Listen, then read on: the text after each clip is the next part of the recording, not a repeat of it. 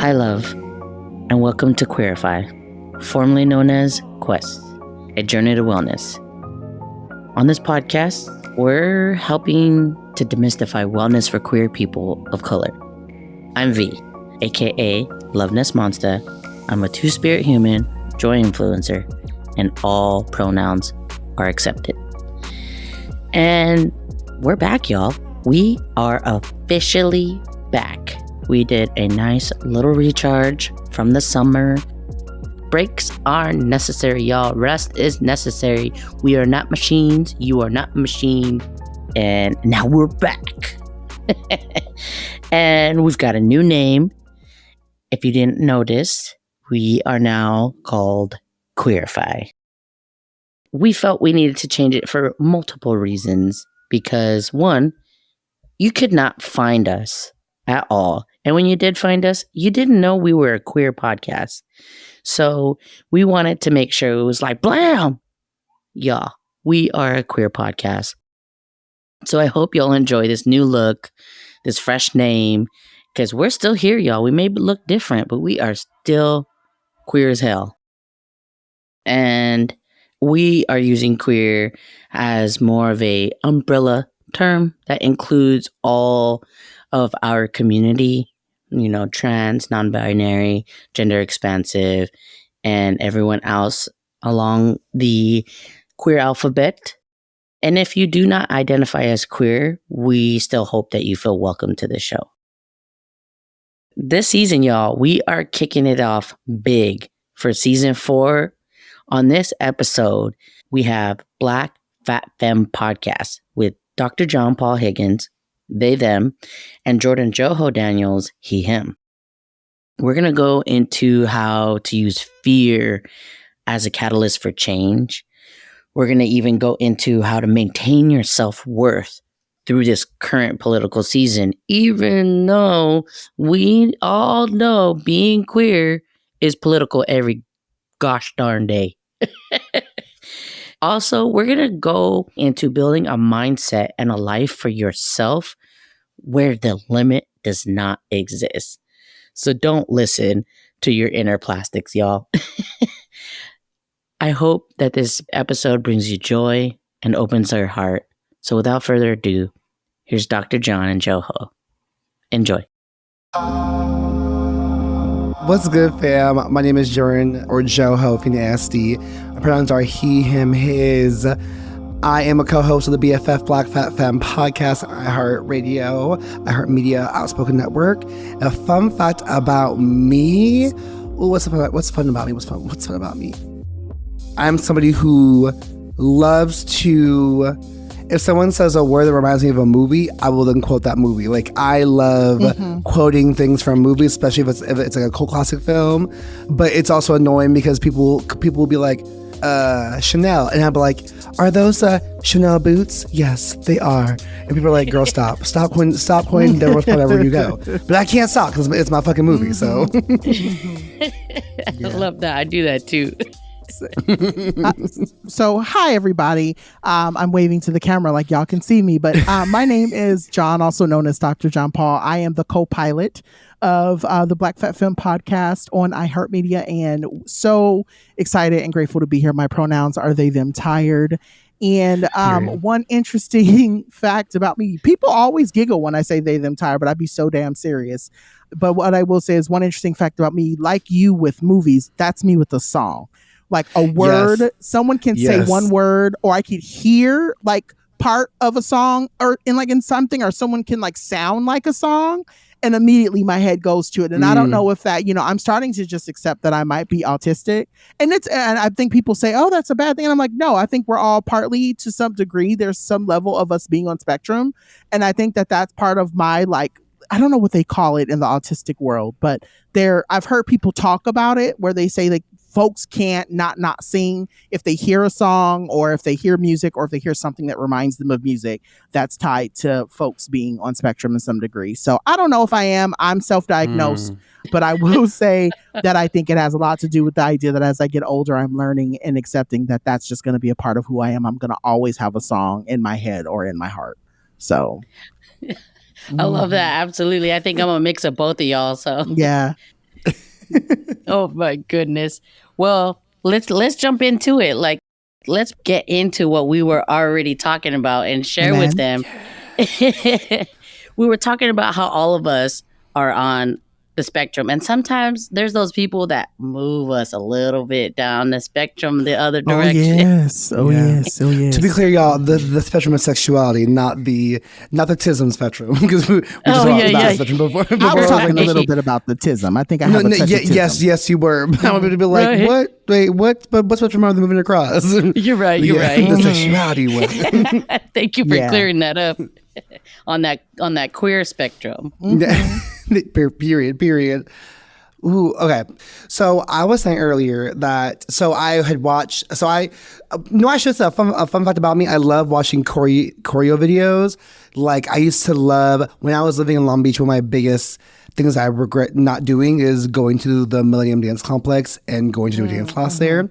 And so, and then there's this one choreographer, Joho Daniels, who I love so much. And she always does like such dope choreos. But she did a choreo to Nasty by Tinashe. And Tinashe came to the studio and did the dance as well too. And so, and watching her perform the dance, I was watching, I was telling my roommate, I was like, girl, honestly, Tinashe can turn me. Like, that choreo, I was like, girl, if you put me in the room with her, okay, dancing, I would be like, come around me a little bit, girl. Like, I am a platinum gay. I am a platinum, like, did not even come out of a womb. Like, she was taken from the stomach. Like, I am platinum. I really avoid the vagine like that. But I was like, I could change. I could change. I could change. I could change for Tinashe. I can see it for myself. I'm trying to think who else. But no, for now, just her. I would even say that you can still do things that don't require you having to use that in particular body part. How you doing? Come on now. Correct. Gather me. Get me correct. You are I'm just right. saying, you don't have to use that part in order to have a good time. How you doing? I'm a fan of I think so. I will say this, and this is, I hope it just doesn't come across a way as weird, but I've always been fan of breast, and not in the way that people think in the sexual nature of it. I just think breast on women, especially some women, it adds to the aesthetic, especially like a good push up or a good, like, what do you call that? Sometimes women look so great in those, what do they call them there when you tie them up? Like a corset, but there's also another one that's similar to a corset. Waist trainer? What is it? Waist trainer? The waist trainer thing? Or a boost? Yeah, I guess you could say a bustier. But anyway, all that to be said, I think the aesthetic of a woman being all suited up and like just dressed to the nine and being able to see a full woman's body is absolutely beautiful. But I say, if we're talking about folks who were like, okay. I definitely said Victoria Monet is that for me. But there's also an actress named Wunmi Musaku. And I don't know if you know who she is, but she is from Lovecraft Country. She's also in His House. She played Ruby in Lovecraft Country, and she was also one of the co-stars in His House. And I think there's just something about her skin and the way she carries herself, and she's just so beautiful to me. And she's another one where I was like, okay, that's my girl crush. If I had to truly say I had a woman that I think is my true girl crush, it would be the two of them.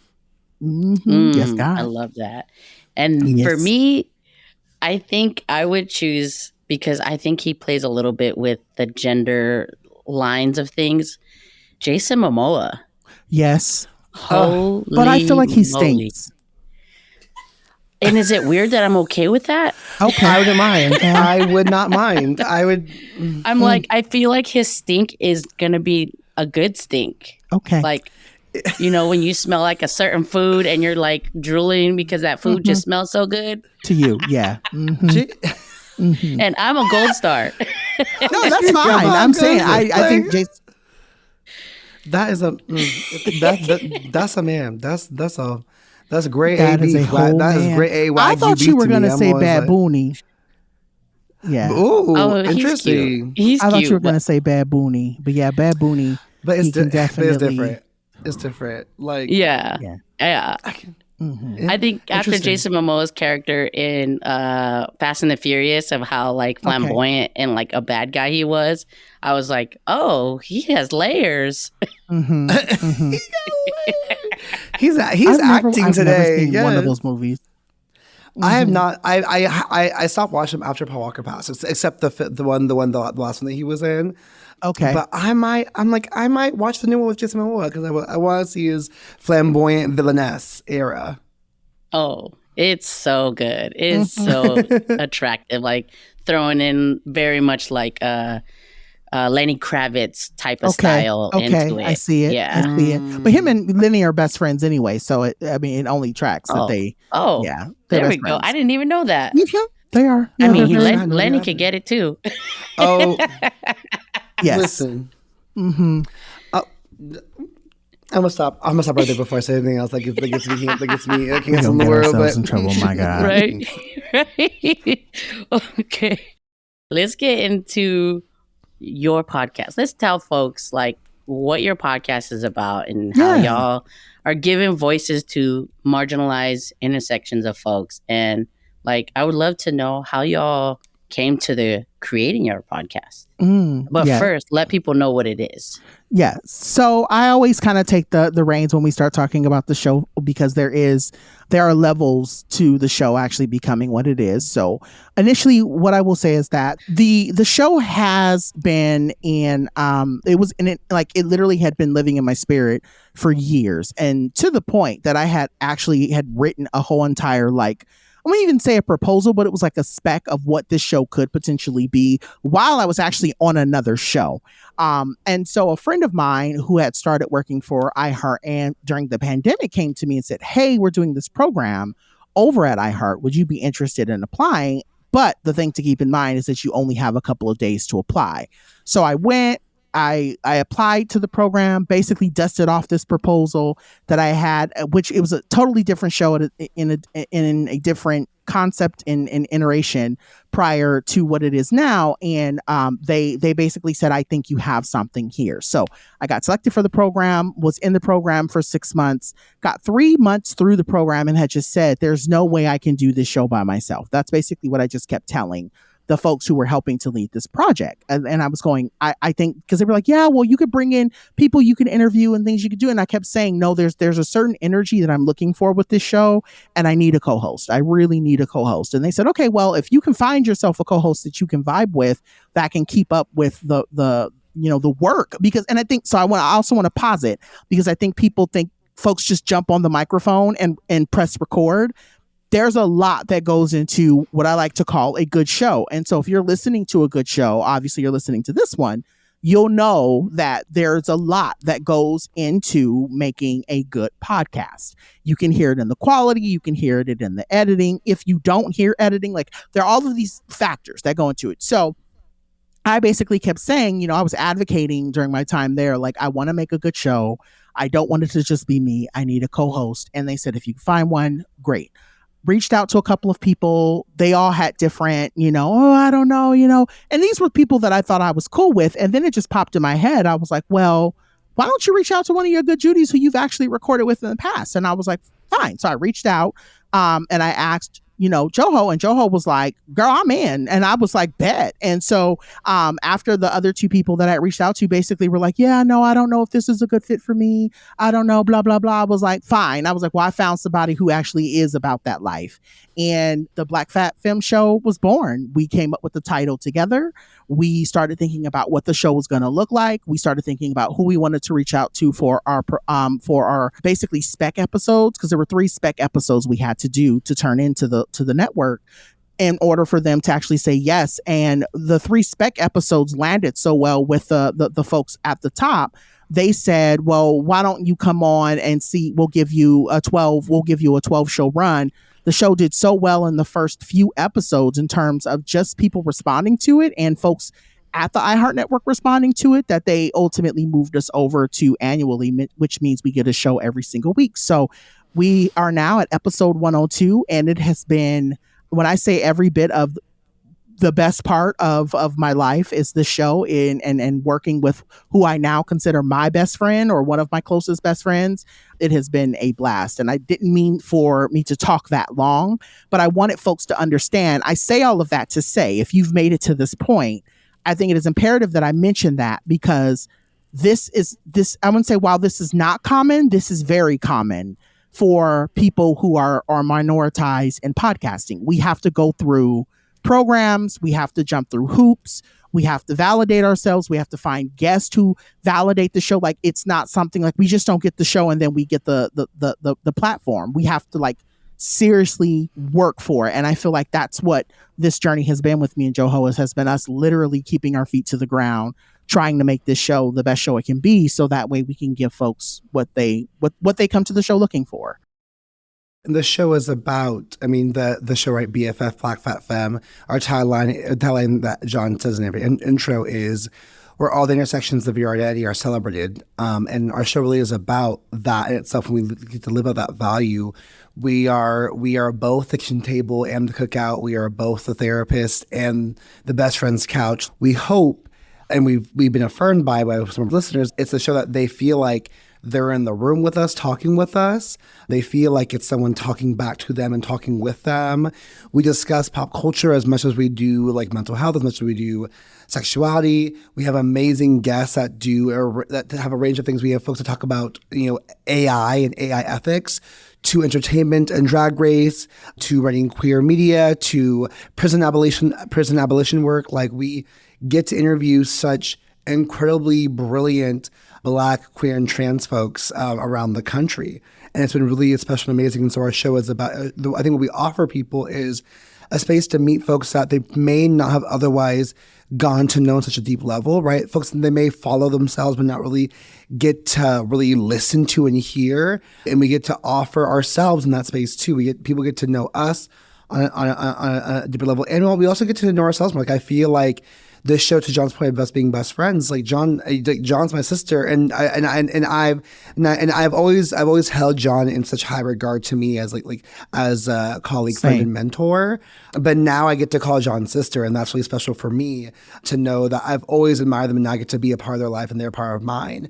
And I get to celebrate them and their wins, but also get to learn about them in every way. Like, it goes to show that you can know somebody for years and you can still learn about them in new ways, and that to me is really cool. Like, the way in which we think are both so different but also so similar.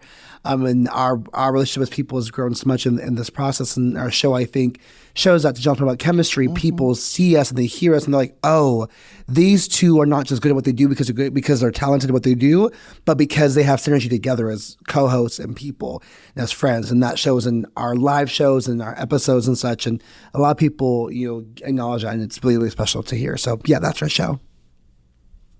Yeah. And if I can add one more thing before it too, I think something that's so important for anyone who might be listening and thinking, oh, I want to start a podcast, but I have to have a co-host. I think it is imperative to find someone too that you don't see as your competition. Like, I don't feel like Joho ever sees me as competition, and I don't see Joho as competition. And even with the show, there were moments where Joho would be like, well, you're the one who pitched this to the network. And I'm like, no, girl, it's our show. Like, I want to make that very clear, that I'm the one who did the grunt work to get the show on the network. Now we're in this together. I don't care about who pitched it. The reality is we're on the network, and that's the way I see it. So when we talk about it, if folks notice as they listen, I don't ever refer to it as my show. I don't ever refer to it as, something I've done. It's not. It is a thing that it started with my seed, but we're the ones who are literally, growing the garden together, So I want to make that very clear, that I don't, I think it's, I can listen to podcasts and I can tell when the co-hosts are trying to one up each other or trying to see, it's just, you can always tell when folks are not genuinely cool with each other. And that's the thing I always say, like, I love coming to the show every week because Joho gets me, and Joho lets me be myself in a way that I don't think I get to do in any other space. And it's just been a blast. It has genuinely been a blast to be on the show with them. So, oh, that's beautiful. Thank you both for sharing that. Your podcast, actually, the episode that we did on the feed drop, kind of it pulled me out of a little depression. and I didn't even realize I was in it until I listened to that episode. And there was a moment in it when, you know, they were talking, I don't know which one of y'all said it, but basically it was the idea that you see this beauty in all these people, and I compliment people all the time, whether I know them or not. I just compliment them. And like, whether it's like, oh, that color looks good on you, or like some deep things of like somebody's like beauty that shines that they don't see. And I voice it. And on your podcast, it was saying like, if you can see that in someone else, it's because it exists in yourself. In you, yeah. Right. And girl, I was crying so hard when I heard that. And I was just like, why am I being so hard on myself? And I just wanted to let y'all know that your podcast like really helped me out of a dark place. Thank you. Yeah. So I appreciate the work that you do so much. You're most welcome. That was the episode with Angelica Ross, right? Which is, I mean, love. Angelica Ross was an amazing guest, and I think, and like we talked a lot about Buddhist practice, and a lot of like Buddhist practice is about the idea of reflections and seeing each other. There's a lot of different cultural practices and philosophical practices and religious practices. It's about seeing yourself in each other, and you know, all three of us were in that episode. We're touching on the idea of when you acknowledge something in somebody else, it's because you're seeing yourself. And it's a moment where I feel like people don't always get, like we say, and like, sure. And so it means a lot to hear that you got it and that it impacted you, because it's true. Like, we are all reflections of each other. And so hearing you say that you get to now acknowledge that is really, really powerful. And I hope you know that as much as you feel free, it helps us feel free, more free as people too. So thank you really, really a lot for saying that. You're most welcome. And thank you for that work that you do. And Jon, you were mentioning about like the seed was planted, and I was just wondering, like, was there like something that was missing that you felt like this podcast can fill that gap? Like, did your intersections of your identity kind of play into creating the seed? Yeah. Well, you know, so that's the thing. I was, before Black Fat Femme even happened, like I always tell people, I was on a podcast in it, you know, and we sunset it during the pandemic. But even during that time when I was on the other podcast, there would be moments where I would want to bring in certain topics, or I'd want to do certain things. And the other co-host I had, shout out to them, it never fit. Like, it just never felt like the conversation went where I wanted it to go. And so I was getting to a place where and it wasn't just on that show, it was on other shows too, where, you know, sometimes I felt like I was being too radical, or sometimes I felt like I was talking about things that people just didn't have the range to discuss. Right. And I was constantly in the mind of like, whenever people would invite me on their podcast, I wouldn't say I was watering myself down, because I don't think I've ever watered myself down for anybody, but I definitely think there were just places and topics and ideas of where I wanted to go that I just felt like I didn't have the real estate to go to on certain, or even the time, right? Sometimes I talk about, you know, white supremacy and the queer community, and it would get to a place where it would be so much to unpack that I didn't have, you know, I would only have 20 minutes, 30 minutes to really just talk about it. And I would have to like touch on it and go. And, you know, we're going to move on to a new topic, because no one really was invested into that conversation. And so I think with this show, it's cool because we've done it before. We'll start a conversation, we'll have a couple of more episodes, and then I'll throw it back and say, remember on episode, I'm just going off the top of the dome. Remember on episode 52, I brought up blah, blah, blah, blah, blah. Well, now on episode 65, we're going to go back to that a little bit. We're going to talk about it, or we're going to discuss kind of what time has passed. And it's been nice. And so I think that's been the biggest thing I love about having this platform, like I said, is that it's not just about me and Joho getting on the mic and just kind of talking shit, because that's what we're going to do anyway. But the reality of the matter is that I think it gives us more the space to be able to really talk about things that honestly a lot of podcasts just don't really want to go to or want to get into, and really also to give us kind of the space and the grace to be able to kind of process out. Even like before we do the episode, there have been topics that I've wanted to do, and I know that they were going to piss me off. And so being able to talk through with Joho about that topic prior to me getting on the mic to talk about it has also been extremely helpful, because Joho will go, girl, like, and I always say this, I'm the girl that's going, I'm the burn every, so Joho is, okay, let's talk. Joho is the empathy. Whereas for me, I'm the girl that's like, let's burn all of it down. It's terrible. Well, maybe we don't need to burn it down. Maybe we need to start with the light bonfire, right? Like that's the thing that Joho gives me. And so I love that about our dynamic, because sometimes Joho will be like, pull it back in. Come on, girl. Because I'm real quick. I want to fire this person. Let's get rid of this person. We need to do all of these things. And Joho has really helped me find the empathy in a lot of the conversations that we have. So all that to just be said, like I said, I think Joho is just this show, Joho, our kinship, our sisterhood, all of those things have really helped us be able to kind of carve out a specific space and niche in a world, specifically in podcasting, where we don't get that. We often don't have that space. Absolutely. You can't be what you can't see.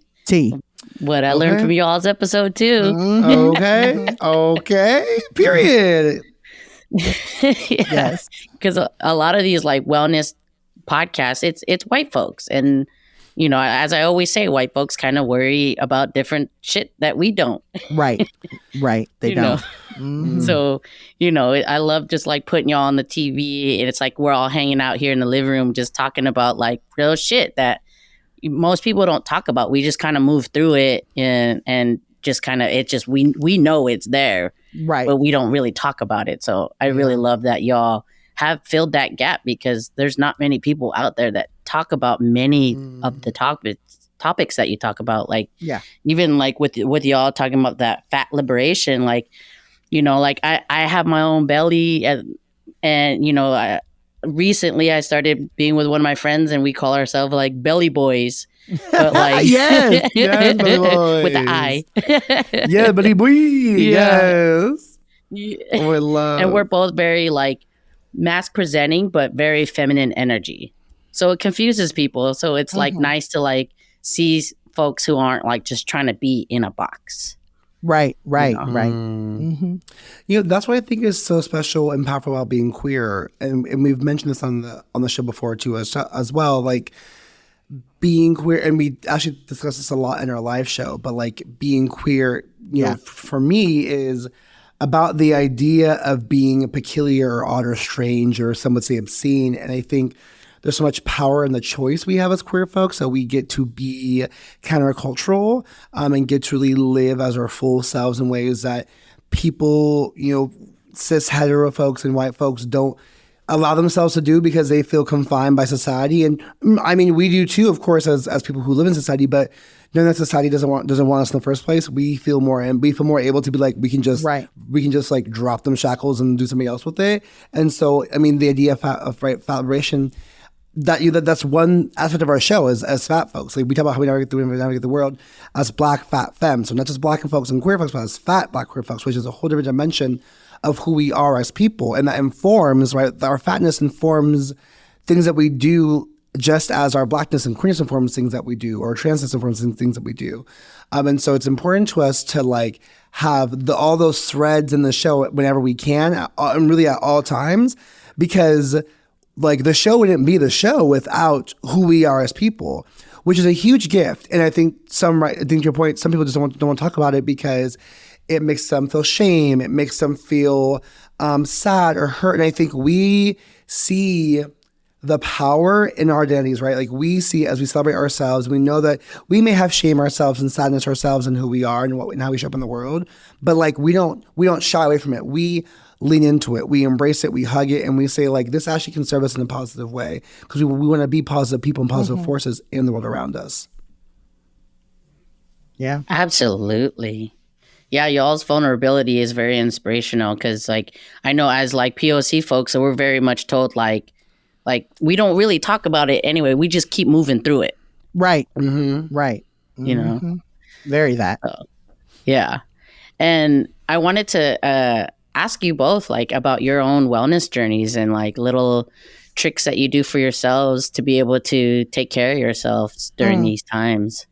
So wellness, and if I may, John's face, if I may kick off with it. So wellness, I mean, to your point earlier, V, right? Like wellness is still as a white thing right now, even though wellness has been integral to our practices as Black folks, as queer folks, right? Culturally, like many Eastern cultures, wellness is an integral part of who we are. It's part of our ritual. It's part of our care for self and care for community. And white folks package it just as wellness, and they sell wellness as ginger shots, turmeric shots, lipo, collagen peptides, and call that a good day. And I'm like, listen, like I love a collagen peptide for sure. Like I put that shit in my water. I want my skin, my nails popping. So yeah, I love that for us.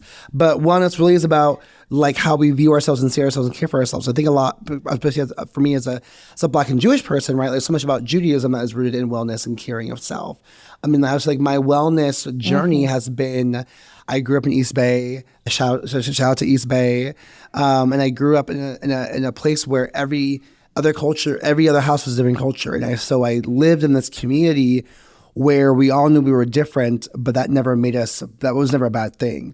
And so to me, like care and wellness means that I surround myself with people who don't look like me and don't do the same things as me, because how will I learn if I live in monotony or a homogenous place?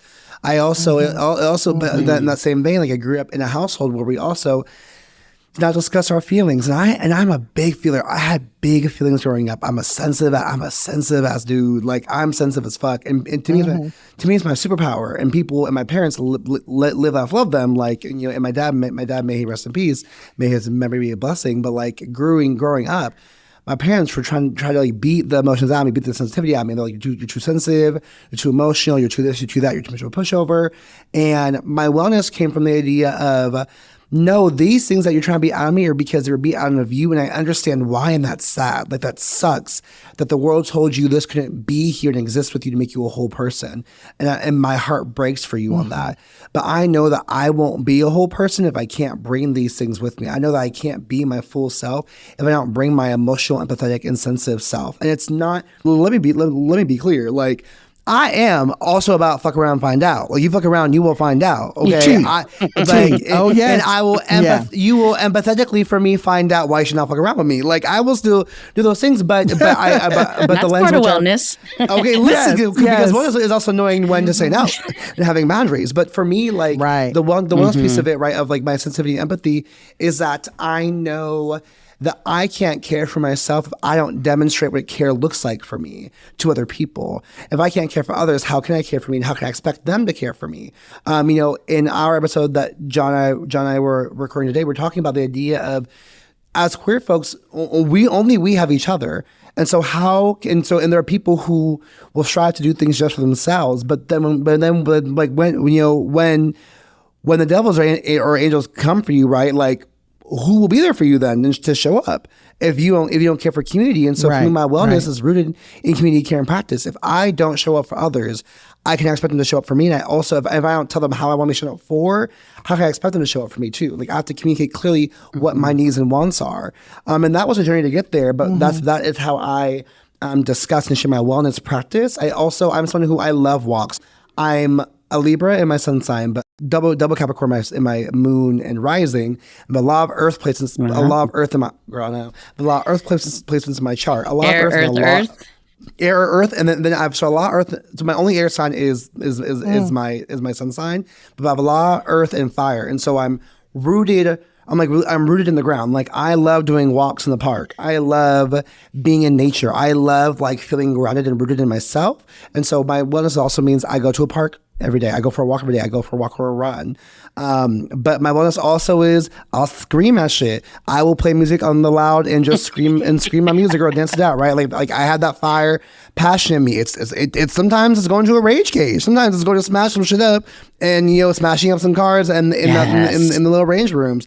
And some days it looks like I'm gonna go do some meditation in the park and call that a good damn day, or go to a museum. So wellness is all around me. And sometimes it looks like Sunday prayers. Like I pray every Sunday in my own way. It looks like Sunday prayers and writing down my affirmations.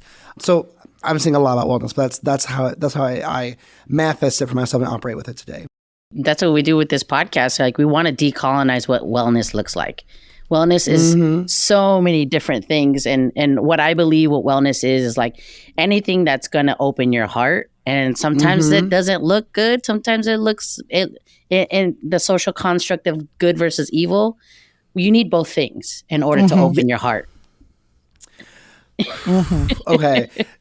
So I have thoughts on that, but I want to make sure John can talk about their wellness, but I have thoughts about. I agree. So it's funny because when you talked about taking a walk, we had went, I don't know what we were doing in San Diego. Oh, I had to film something down in San Diego for work. And we went to lunch it was lunch, more dinner. Yeah. And you were like, oh, we can just walk. And I was like, okay. And we were walking and walking and walking. And I was like, bitch, this is a little far. So like Joho, mind you, one thing that is right about Joe, Mama likes to walk. I was like, we can walk, but I was like, are you okay with walking, John? I was like, yeah, sure, I love a walk. And I was like, yeah, sure. And then when we got there, I was like, ooh, this is a little far. So all that to be said, yes, Joho is a walker. In terms of my own self-care, I'll be transparent and saying I don't know what I do for self-care. I think the biggest thing for me is just at night unplugging and watching trash TV.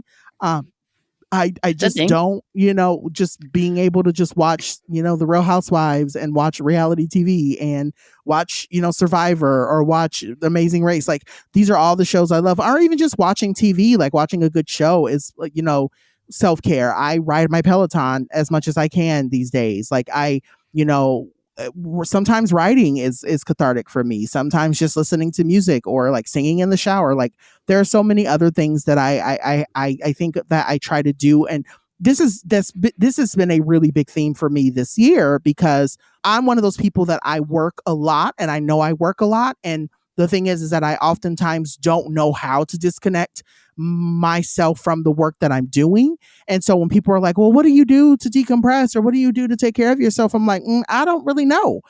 Because, and let's be honest, like a big part of being a minoritized person is being busy. Like, you're always working because you're always thinking about tomorrow. You're never thinking about people. Oh, you need to be in the moment. And it's like, no, as a minoritized person, specifically Black and queer, being in the moment doesn't really work for me. I'm always thinking 2 steps ahead because I need to outthink your racism, and I need to outthink your homophobia, and I need to outthink your transphobia, and I need to outthink, like, I'm always constantly on. And so I think it's really hard for me. It's been hard for me to like kind of turn off and be able to say it's okay that you didn't do X, Y, and Z today, or that you didn't save the world. I will say that I am not a nature girly. I've never been a nature girly. I don't get it. Some of my thoughts around it are problematic, so I will keep them to myself. I just don't. I've never it's cute from a window. Like, if you want to take me to Yosemite and you want to drive through the mountains, that's cute. Oh, look at that beautiful mountains. Look at those trees. I don't know what kind of trees those are, but it's pretty. Oh, look at the sunset over that. Oh, I don't need to hike to your lake. Like, I don't need to. I don't. It's just not me. That's not me. And so I've always kind of said, like, I'm still trying to figure out, like, I used to be a big runner until I just was in the mind of like, I don't really want to do this anymore. And so I stopped. But overall, I think for me, my biggest thing is just sometimes just laying down on the couch and specifically eating, what's her name's popcorn?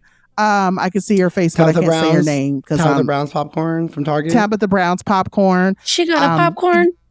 Baby, you ain't lived until you had some of that garlic popcorn. It is so good.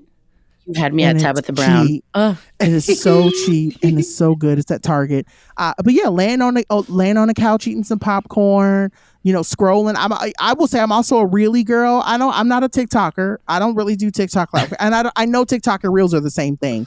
But just Reels is big for me. I love scrolling. John's a really girl. If you John's friend, John will send you Reels, baby. Okay, I will send you Reels that I think are funny.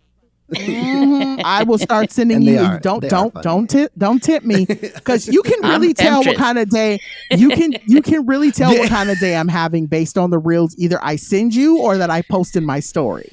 And most of the time my Reels are just outrageously like just stuff I see that people do that I think are like, why would someone think of this? But this is hilarious. That's usually what Reels are for me, but I'm very much a real girl on Instagram. So yeah, now that you've opened that door, I will definitely send them to you. The door is open. I know that's you're going to get them back. Yes, come on, send them. Mm-hmm. I'm weak. Oh my God. Joho, did you want to? So yes.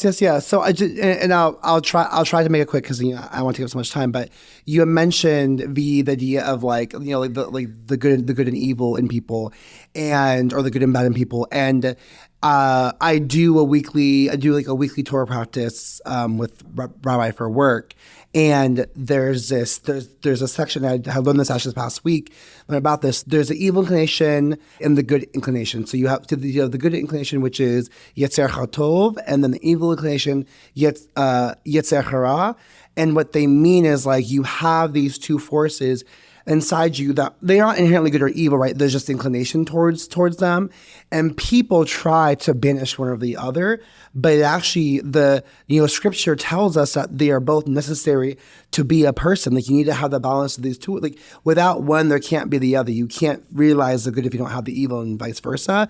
And I think the idea of wellness, right? Like wellness is messy. Wellness is not some clean people thing. Like wellness sometimes looks like punching something out, and sometimes wellness looks like saying, "I will not do that today." Right? Wellness is about how to balance and feed these inclinations of good or evil inside you, and how they lead you to do good or evil things. And I don't frame evil as like evil than hell. Like I believe evil really just like sometimes evil is just self-advocacy, right? Like self-advocacy is evil because people are like, you would dare to like put yourself above me, right? Like that's people will call it evil. And I'm like, that's really just, it's evil because the people say it feels bad, but I don't think it's actually evil. I think it's actually all about being your highest and most informed self. And so I just want to say that like we each have these balances inside of us, and we have to choose which one to feed at any given moment, but we need to have them both exist to know who we are as people. And that to me is what wellness is knowing how to balance these two energies and not try to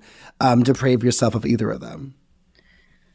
Absolutely. Amen. Yeah. You had said something on another episode about like, how could I feel courageous without fear? And I was just like, oh my gosh. Yeah, that was last week's episode when we were talking about it, and people vibed with that statement. People And vibed. I was like, wow, I did not think they would, but wow, they really did. Right? Yeah, I honestly, I thought like when I pressed upload on that episode, I was like, oh, they gonna just roll their eyes at this episode.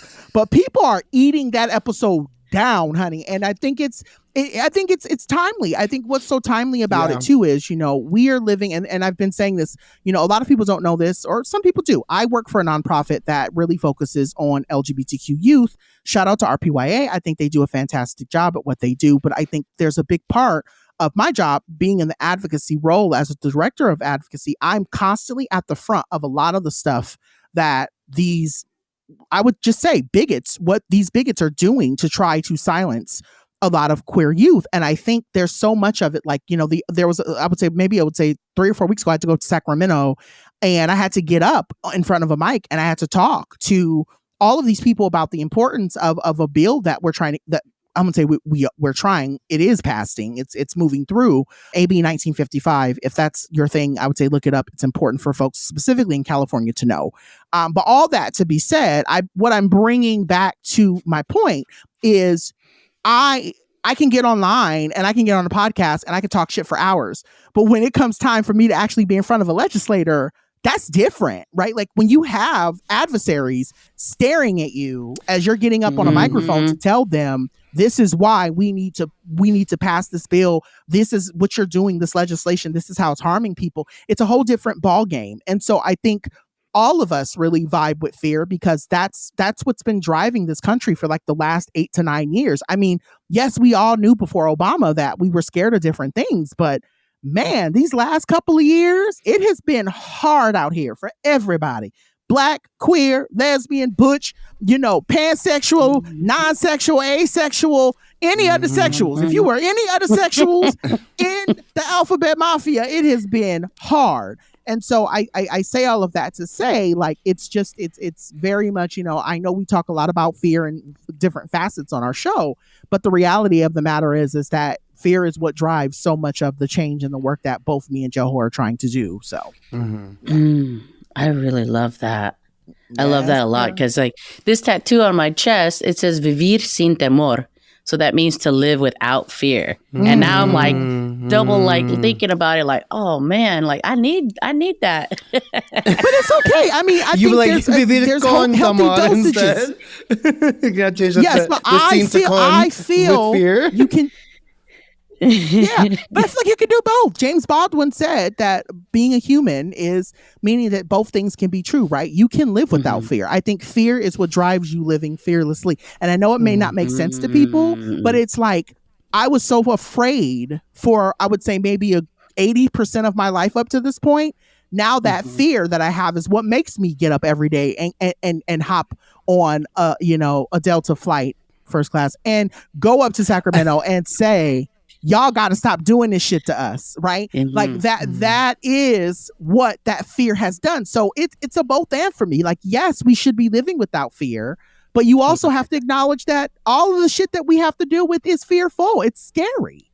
And absolutely, you have to take that into consideration in order to be who you are, So, oh, gosh, I love that. And speaking of like the fear of like a lot of the politics stuff, like that is being your fuel to stand up to these adversaries. Like how do you handle your own emotions with everything that's going on? It seems like everything's against LGBTQIA plus and women. I'm probably gonna get in trouble for this, but I don't care. You know who I am. I say cuss them out. One of my things I've been saying is cuss them out today so you can sleep better tonight. And I have just been saying, cuss these. Can I, are we allowed to cuss on this? Yes. Cuss these niggas out. Cuss them out. and what I mean by that is, there have been moments where I've had to buck up. There have been moments where I've been worried, like, oh, I know that this is gonna, but sometimes what are you staring at? You got a problem? Like you over there talking shit. I know you talking shit to your family. Hi, I see you. Like those kind of moments where I've had to check people, right? Because I know they're not gonna check me. Like you're not gonna check me. So that's the kind of stuff I have to tell people, that sometimes you have to stand your ground. And I know that I hate using that terminology because I know it's so right. It's so right coded. Stand your ground, but it's like, no, really, Black, brown, queer, minoritized people, stand your ground. Don't let these people make you scared to be who you are. And that's what make you smaller. Right. Don't let them make you feel small. And I've had to do it. And I'll tell you this, I've had to do it in business meetings. I've had to do it at work. I've had to do it in the grocery store. I've had to do it at the gas station. I've had to, like, there are times where that someone is trying to play in your face. And I am a big proponent of saying, like, what has been holding me, but also too, like, I also encourage people, and I'll pass it to you, Joho. I'm a big proponent. If you've ever seen me speak, if you've ever worked with me in a workshop, you'll know that I always posit 4 specific people at the beginning of my show, or at the beginning of my talks or my trainings or my teach-ins. I always talk about the work that Marsha P. did. I always talk about the work that James Baldwin did. I always talk about Bayard Rustin, and I always talk about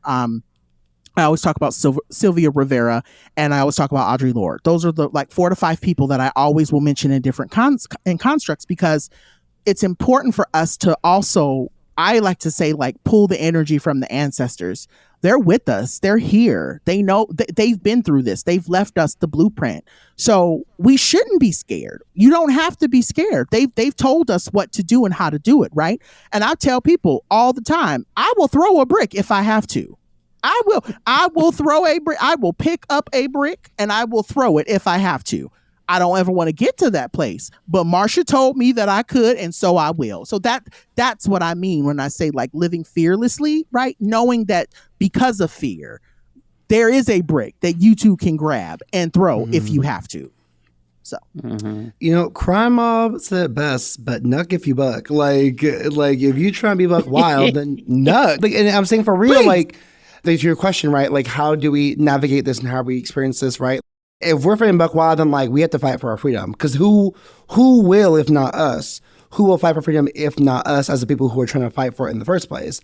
And I think, right, like, people, right, in the space where constantly queer and trans rights, especially trans rights, especially white rights for women or people who are assigned female birth, like, the rights are constantly under scrutiny and under a microscope and often like under persecution. And I think I feel and believe that when we have to fight, there isn't really a time to rest and say, I'm not engaged in this, because listen, you don't have to say anything or do anything, but when it comes for you, what's gonna happen then? Like, if you want to disengage, that is totally a prerogative. And my fight for freedom means that you have the freedom to rest if you want to rest, and love that journey for you. But just know that they will not rest until every one of us is gone. And so when they get me and they get John, they come for you. What are you going to do then? So that's what I'm saying. Knuck if you buck, because I'm trying to fight right now. Like I'm using my voice however I can. I'm using my vote however I can. And I know voting is a hard thing for people, especially right now, right? We see voting and how it sometimes plays in our faces, but I fully think like voting on local levels is a really immensely deep way and powerful way to make your voice heard. If you're fighting for policy change in your community, it's a great way to get your voice heard. You know, we're in the middle of an election cycle, right? So we're gonna have measures come out, we're gonna have bills come out that will affect us on both federal and state levels. We're gonna see them both in our state and on a grand scale throughout the country.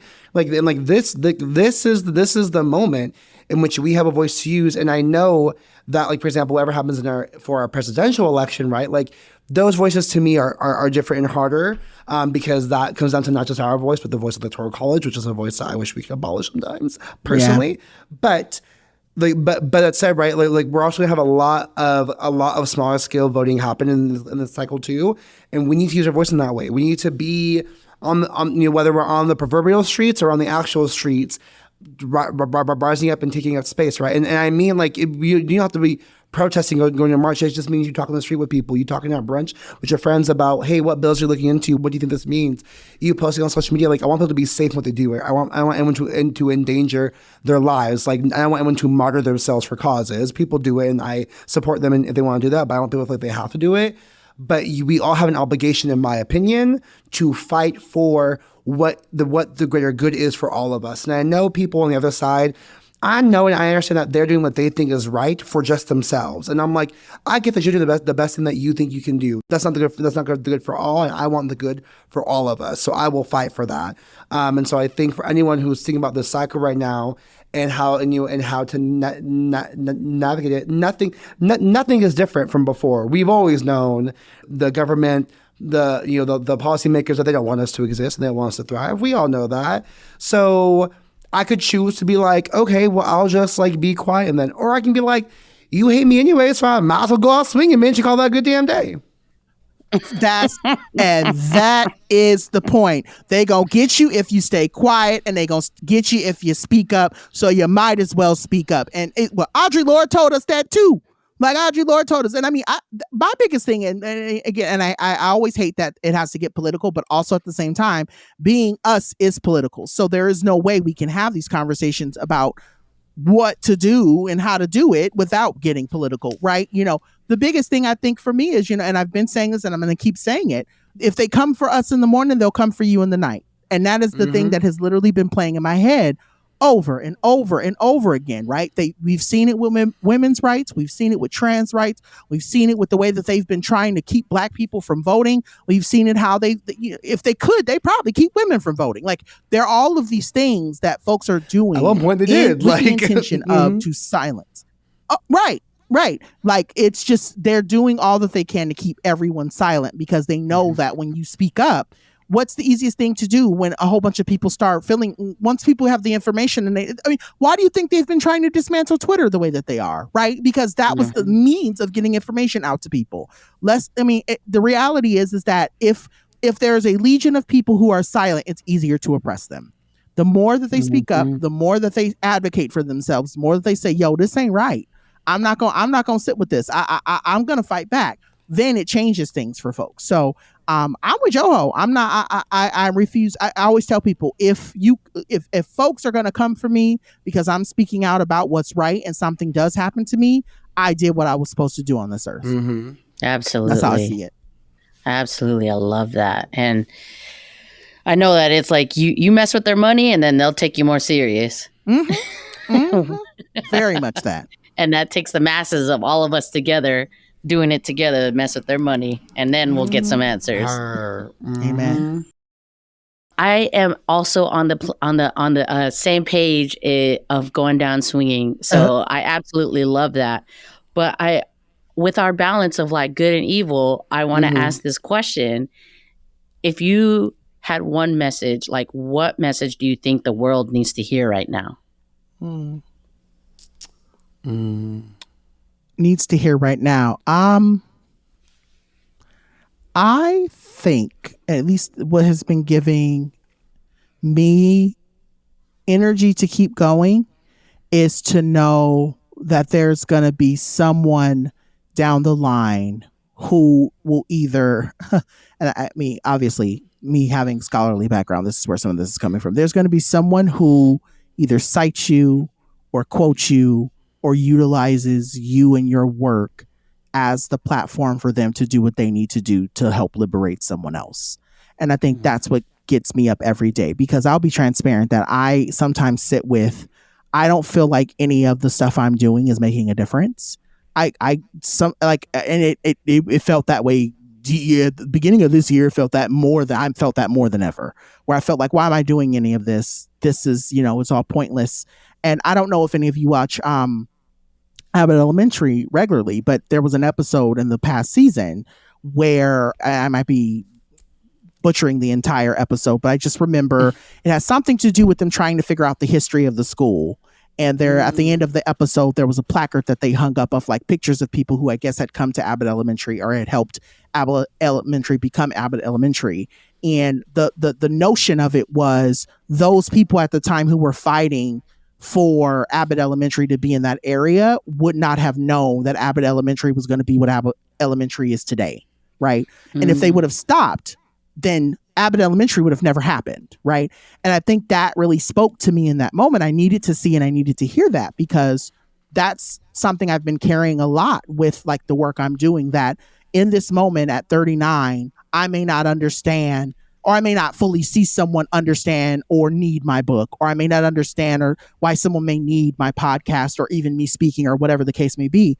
But when I'm 80 or 90 and someone down the line says this book saved my life, or this episode that Jon and Joho did saved my life, or even for you to say, I listened to that episode with Angelica Ross and that brought me out of my funk, then that reminds me of like, oh, okay, now I understand what I'm doing. So I would just say, for anybody who is really struggling with just the energy of what's happening in the world, I also want to say too that I think it's imperative for folks to know that they're not by themselves. I think that's also has been helping me a lot. I was also going through this moment where I felt so by myself, and I kept going, I'm doing these things and I'm feeling alone and I feel like nobody gets it. And then I had to like step back and I was like, no, you got people around you who not only love you, but fully understand it. And I think that's the other thing that has been helping me. You're literally laying foundation for someone who truly needs it, but at the same time, you are not in it by yourself. So don't. Who was that on our show, Joho, who gave us that ability to be like, it was Dr. Who is that? That beautiful baby who was on our show a few weeks ago. Dr. Tally. Yeah, TJ? Dr. Tally. TJ said something that was so transformative for me. They said how, I'm not even, what did they say? Self-centered? I don't know. There was a specific word they used, to believe that you're going to be the person to end the system. Right? You didn't start it. Yeah. You're not the only one who started it. Yes. Yeah. Right? Yeah. Like, you can't, to wake up every day and be like, I'm going to end racism. It's stupid. Yeah. It's a self-absorbed thing to think. So, like, stop putting so much energy into trying to end systems that you by yourself can't end. You're doing what you're doing, and that's literally what I say to myself every morning. Bitch, you are doing the best that you can with what you have. That's okay.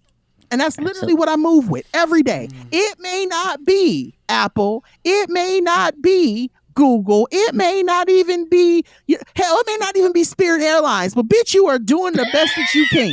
And that's okay. That's fine. On that one. What? It's true. We all know Spirit Airlines is trash. I hope they're not I hope they don't listen. I hope they're not one of your sponsors. I'm so sorry. No, we make no money. Okay, if they were a sponsor, I'd be like, "Why?" I'd be like, "Why would you say yes to that to them?" I would be like, "Drop them immediately, please don't have them sponsor you. It's not worth it. It's not worth it." Oh my God, it's not worth the free travel for them. Right, like. If not, girl, please. I want more I'm for you. I will screaming. help you get on Southwest. I have a Southwest card. But anyway, all that to be said, that's my point. That's what I would like to say. You're not by yourself. You're not doing this shit in vain. You got people around you who are supporting you. And we gonna get there. And it may not be in our lifetime. It may not be in our lifetime. But I always say this to we gonna get there. It may not come tomorrow. It may not even come next week. But one day we will be free. One day. Mm-hmm. I would say for me. What about you, Joho? So I'd say for me, when it comes to doing good, you are your only limit. That is what I would say. And I mean, like really hear me when I say you are your only limit. I think so much about when we're asking about how to have hope for ourselves or how to have hope, for what we do. The limits that we have, we put on ourselves. And yes, the world puts it on us too, but we choose to believe in those limits as well, and then we end up enforcing them. We can be told a limit, but we don't have to enforce on ourselves. And so I really believe that we are our only limits when it comes to doing good. There are some things that are not in our control, for sure, but the things that are in our control, how we show up in the world, the work that we do and how we do it, we are our limit in that, and we can go beyond, right? I hate to be that person to bring in fucking Wicked, the musical, but Defying Gravity, when Alphaba says, "I'm through accepting limits just because someone said they're so," that to me is gospel. Like, I am through accepting limits because someone says they're so. I don't believe in that. I'm giving up limits for myself. Like, I don't believe in limits anymore for who I am and what I want to achieve and the good I want to do in the world. Like, I don't believe that I need to enforce or commit to an idea that I can't do anything and everything that I want to accomplish in my life that's about helping other people and being good in the world. So I encourage anyone listening to this to remind yourself that you are your own limit and you don't have to live like that. You can be unlimited. Because I believe, and this is this is some like churchy shit, but like I believe that we are all image of the divine and made in the divine image, which means that we have an unlimited pool of energy to use. We have unlimited potential to use in ourselves. So if we are divine, if we are a piece of the divine itself, right? Like not just in the image, but we are a piece of the divine itself, then we have unlimited power in ourselves to spread that divinity around the world and to change the world in positive ways. And as John said, it may not happen today, right? Like, don't the limit isn't about the end result. The limit is about working towards it, right? So like you're limited in working towards it. We don't believe that I'm limited because I won't change a thing today. That's not where the limit exists. The limit exists in the work that you do to get there. It may not happen today, but it will the limit happen does not exist. Listen, as Katie Heron fucking said, the limit does not exist. Bam. Yeah. Period. Oh my goodness. Oh, period. And so for our last question, we ask every guest before the end of it, and we ask you if you could describe radical acceptance in one word, phrase, or mantra, what would it be? Radical acceptance. Go ahead, Joe. Do you have yours? No, I'm thinking. Please go. I'm thinking. Okay. So You go. I think for me, I think I'm ready, and it's only because I'm writing about this person in the current chapter I'm in my book. It's just quick plug here. Book will be out next April 2025. So Come on, Yeah. we have a release date. Yes. April 25th, 2025, girl. Right, John. Right in the house now. Boots. But the chapter I'm writing about now is about Latrice Royale, and there's I love something her. she said. It's not even the 5Gs. She says basically something to the veil. You may stay down, but when you get back up, be sickening and make them eat it. And that's something that I think about often, right? This notion of how sometimes we feel like we're down and we're on the ground and life is kicking us and and I'll be transparent, that was me yesterday. Yesterday I had a day where the end of the day, I just felt like this life is so hard and I don't know how I'm going to ever make it ever work for me. And I just woke up this morning and I said, girl, look sickening, make them eat it. And I got back to work. And I think that's the thing that I have, like, that's been my mantra. And that's been keeping me going for the last couple of years. That's beautiful. Oh, I love. Okay. Damn. So I would say radical acceptance in a phrase would be like, I say this a lot to myself, but I don't say it loud because I feel like people are like, what the fuck, girl? But I say it a lot to myself. But like, even my messiest self is my highest self. Period. Like, Hello? even when I'm at my most messy, I'm still my highest self. Amen. Period. Amen. I love that. You Absolutely. couldn't be me on a good day. I know that's right. Okay. You couldn't be me And you on won't be a me on your worst good day day. either. Okay. I know that's right. Oh, I love that. I love both of that. Those are fantastic. Like, and I love Latrice Royale. Yeah. What is yours, V? I'm curious. What is yours? Ooh, I love when the questions come back to me. I think right now, because I too, John, had a really hard day yesterday. As y'all know, I had car trouble last week and I got the news that my car is done. Oh, no. Yeah. I'm sorry to hear that. And, yeah, it's okay. I mean, it's just the car. And I live in the Bay, so it's a little easier to get around. But amongst that, there was other things that happened that I don't want to get into, but it was just really heavy on my heart. And I think this morning I was really getting into like that as long as these things are opening my heart, I think the radical acceptance part is like step out of control and just step into that really hard acceptance of what everything is, because it's necessary for my heart to open more, for me to live through my heart. I need all of these things that are happening so that I can live through my heart. These are like little tests to see if I can still exist living from my heart. So I would say the radical acceptance is like all the things coming this way is what's necessary, and I welcome them. Okay. Yeah. Okay. Thank you. Wow. You're Yeah. welcome. I welcome that. Thank you. Thank y'all for being here. It's really special to be able to chat with y'all and talk to the couple people who really unlocked me from a deep depression. And your work is not unnoticed. Your work is lands in the heart. And I want you to know how important it is. And I know how it feels to have that imposter syndrome too, because sometimes, you know, we've been doing this podcast and we're just like, what, are we affecting anybody? Like, is anyone actually listening? But, you know, just keep doing it, because people are listening, and you're making people feel less alone, and just by your existence.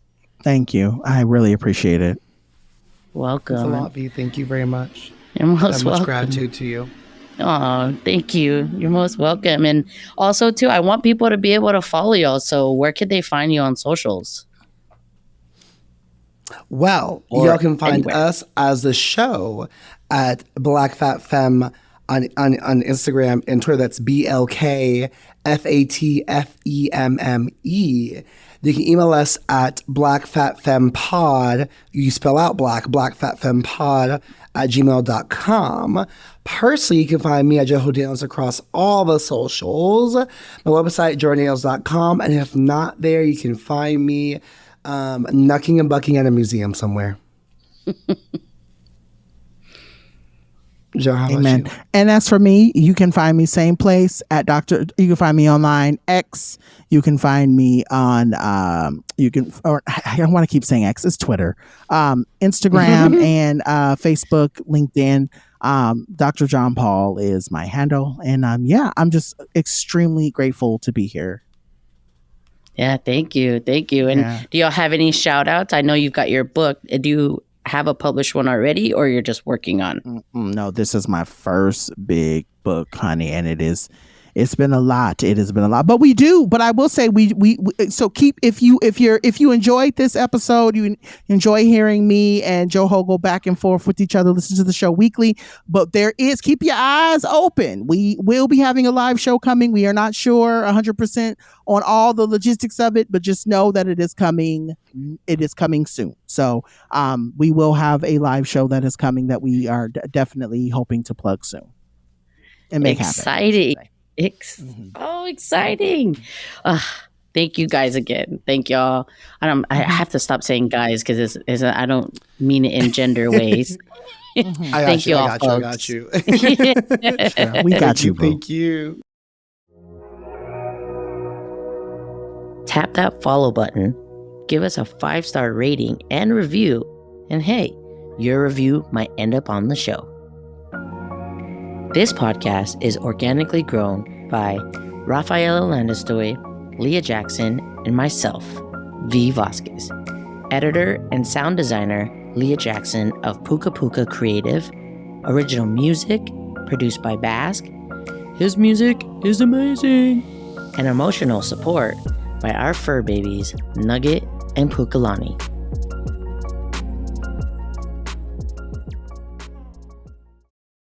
Put a cup on a booty.